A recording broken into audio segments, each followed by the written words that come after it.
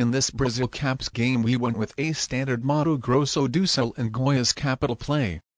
We were just invading each other back and forth into our captured continents.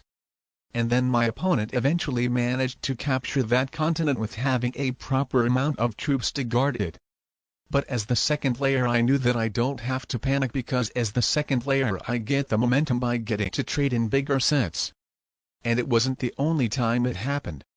And while it wasn't something bad, I didn't really know how to solve the game's situation because I haven't really been in such stalemating situations before.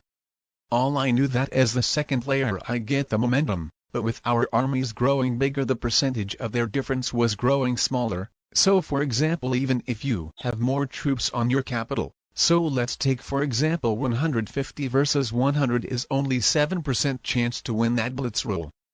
So even though having the second player advantage in the long game, I didn't really know what exactly I'm supposed to do. Well obviously other than trying to card block my opponent, but my opponent was too smart for that to happen.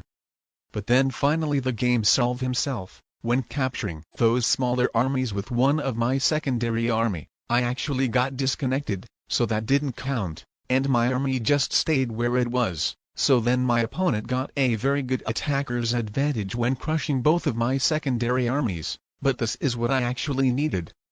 I needed for my opponent to waste some more troops so the percentage difference between our army size would become smaller, so with that it would have increase my chances to blitz my opponent's capital after me trading in a bigger set. And this is what exactly happened. After trading in a set at 3 cards, I've got a 95% 289 versus 152 blitz roll. While for example if I hadn't let my opponent crush my armies, then like coming to 377 versus 217 blitz roll, it would have only been a 60% blitz roll for me if I wanted to take it.